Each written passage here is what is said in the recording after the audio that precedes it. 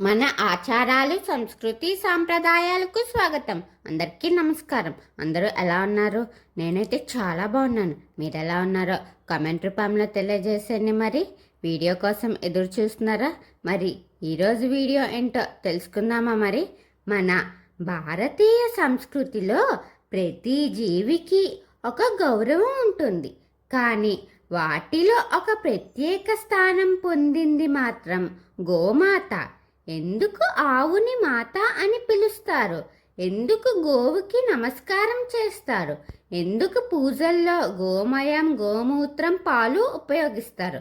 ఇది కేవలం భక్తి మాత్రమేనా, లేక దీని వెనక జీవన విధానం, సాంప్రదాయం, తాత్కాలికతం ఏదైనా కూడా ఉందా? చూద్దామా మరి. గోమాత అంటే ఏమిటి? హిందూ సాంప్రదాయంలో ఆవుని కేవలం జంతువుగా చూడలేదు, మన జీవనానికి తోడ్పడే తల్లి రూపంగా చూశారు. తల్లి ఎలా ఆహారం ఇస్తుందో ఆవు కూడా పాలిస్తుంది. అందుకే గోమాత అనే భావన వచ్చింది. ప్రాచీన కాలంలో గ్రామ జీవితం మొత్తం ఆవు చుట్టూనే తిరిగేదట. అందుకే పాలు, పెరుగు, నెయ్యి, వ్యవసాయం, యజ్ఞాలు, ఇంటి అవసరాలు ఇది గొప్ప గోవు జీవనంలో ఒక భాగమైనది. శాస్త్రాలలో గోమాత స్థానం ఏంటంటే, హిందూ గ్రంథాలకు గోవు ఒక అత్యంత గౌరవం ఉంది. వేదాలలో గోవును శాంతి, సంపద, శుభానికి ప్రతీకగా చెప్పారు. పురాణాలలో గోవు దేవతల నివాసంగా భావించారు. ప్రతీకాత్మకంగా ఇలా చెబుతారు: కొమ్ముల్లో దేవతలు, నుదిటిపై శుభశక్తి, పాలలో పోషణ, గుండెలో కరుణ. ఇది శరీర నిర్మాణం గురించి కాదు, గోవు ప్రాముఖ్యతను తెలియజేసే ఒక ఆధ్యాత్మిక భావన. మరి కామధేనువు కథ ఏంటో తెలుసుకుందామా?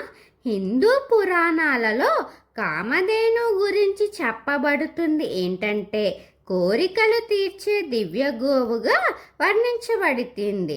ఈ కథ యొక్క సందేశం ప్రకృతిని గౌరవించే సమృద్ధి వస్తుంది. ఆవు మనకు ఒక మనిషికి ఆహారం, సహాయం, జీవన ఆధారం ఇచ్చే ప్రతీకగా నిలిచింది. హిందూ సాంప్రదాయంలో కృష్ణుడికి గోవులతో ఒక ప్రత్యేక అనుబంధం ఉందట.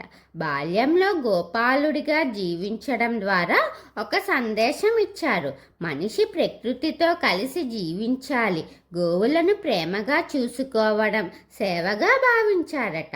అందుకే కృష్ణుడికి గోపాల, గోవింద వంటి పేర్లు వచ్చాయి. గోమాత మరియు పంచగవ్య ప్రాముఖ్యత. హిందూ ఆచారాలలో పంచగవ్యానికి ప్రత్యేక స్థానం ఉంది. పంచగవ్యం అంటే పాలు, పెరుగు, నెయ్యి, గోమయం, గోమూత్రం. ఇవి యజ్ఞాలు, సాంప్రదాయ శుద్ధ కార్యక్రమాలలో ఉపయోగించేవారట.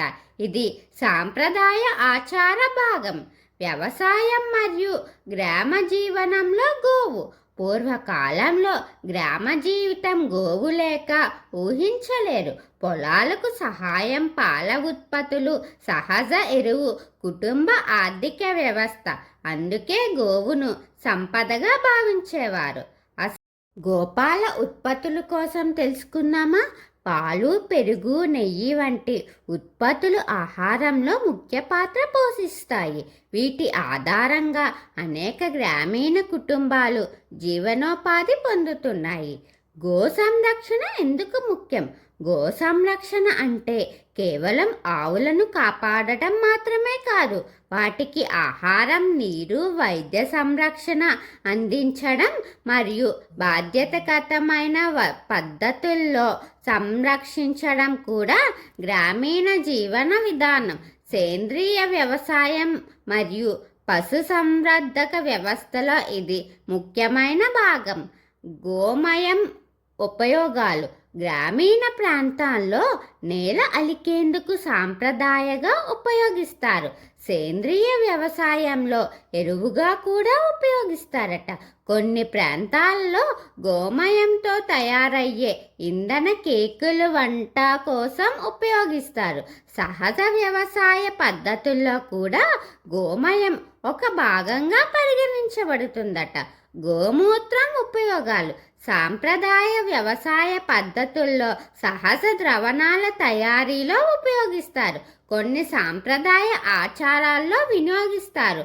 ఆరోగ్య ప్రయోజనాలపై కొన్ని పరిశోధనలు ఉన్నప్పటికీ వైద్య ప్రయోజనాల కోసం ఉపయోగించే మందు వైద్యుల సలహా తీసుకోవడం మంచిది.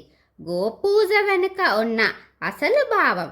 గోపూజ అంటే జంతువును దేవుడిగా చూడటం మాత్రమే కాదు, అది మనకు గుర్తు చేసే విలువలు, కృతజ్ఞత, జీవుల పేర్లు, దయ, ప్రకృతి సంరక్షణ, సహజ జీవనం, గౌరవం. అంటే సంరక్షణ కూడా ఆవును తల్లిగా భావించడం, ప్రకృతిని గౌరవించడం, జీవనాన్ని కాపాడిన వాటికి కృతజ్ఞత చెప్పడం.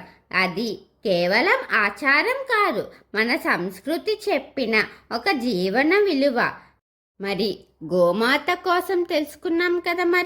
మరిన్ని వీడియోల కోసం ఎదురు చూస్తూ ఉండండి.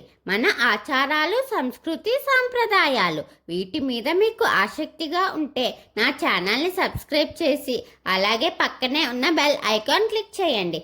నా వీడియోస్ను మీరు ఆదరించి లైక్, షేర్, కామెంట్ చేయండి. ఓం శ్రీ మాత్రే నమః.